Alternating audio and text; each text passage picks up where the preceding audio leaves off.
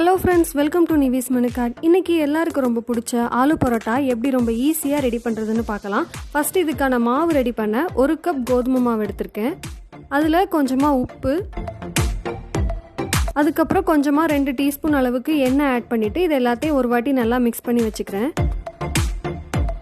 இப்போ இது கூட கொஞ்சம் கொஞ்சமாக தண்ணி ஊற்றி சப்பாத்தி மாவு மாதிரி நல்லா சாஃப்டாக இதை பிசைஞ்சு வச்சுக்கோங்க.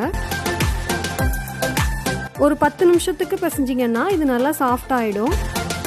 மாவு பிசைஞ்சதுக்கப்புறம் இது நல்லா காயாமல் இருக்கிறதுக்காக கொஞ்சமாக எண்ணெய் அப்ளை பண்ணிவிட்டு இதை ஒரு அரை மணி நேரத்துக்கு இதை அப்படியே ஊற வச்சிடலாம். இப்போது இதுக்கான உருளைக்கிழங்கு ஸ்டஃபிங் ரெடி பண்ண 3 உருளைக்கிழங்கு வேக வச்சு மசிச்சு வச்சுருக்கேன்.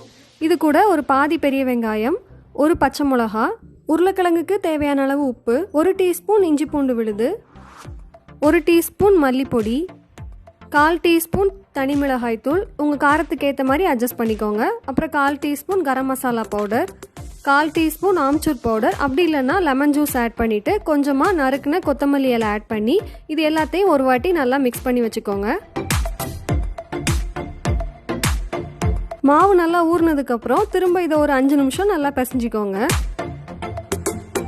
அதுக்கப்புறம் இதை சின்ன சின்ன உருண்டைகளாக உருட்டி வச்சுக்கலாம்.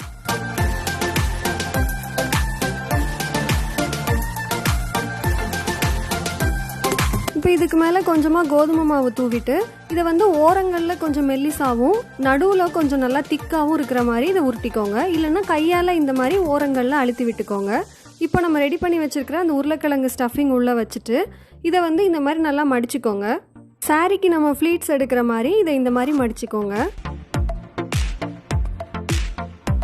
இப்போ அதை அப்படியே நல்லா அழுத்தி விட்டுட்டு ஸ்டஃபிங் வெளியில் வராத அளவுக்கு நல்லா இந்த மாதிரி சீல் பண்ணிக்கோங்க. இதுக்கு மேலே கொஞ்சம் கோதுமை மாவு தூவிட்டு நார்மலாக சப்பாத்தி தேய்க்கிற மாதிரி தேய்ச்சிக்கலாம்.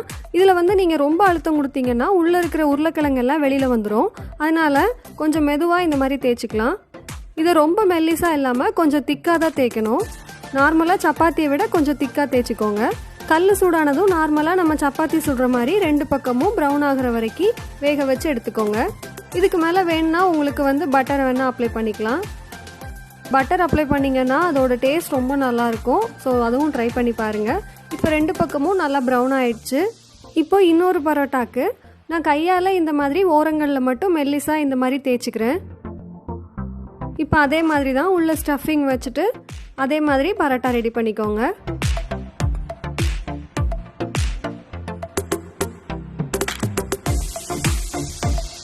ரொம்ப அழுத்தம் கொடுக்கக்கூடாது, இந்த மாதிரி ரெடி பண்ணிக்கோங்க.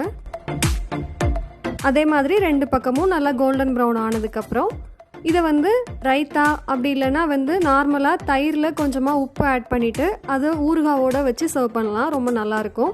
இதை நீங்களும் மறக்காமல் ட்ரை பண்ணி பார்த்துட்டு உங்களுக்கு பிடிச்சிருக்கா இல்லையான்னு கமெண்ட் செக்ஷனில் சொல்லுங்கள். இந்த வீடியோ பிடிச்சிருந்தா லைக் பண்ணுங்கள், ஷேர் பண்ணுங்கள். இன்னும் நிறையா ரெசிபிஸ் பார்க்க நிவிஸ் மெனு கார்ட் சேனலை சப்ஸ்கிரைப் பண்ணிக்கோங்க. தேங்க்யூ.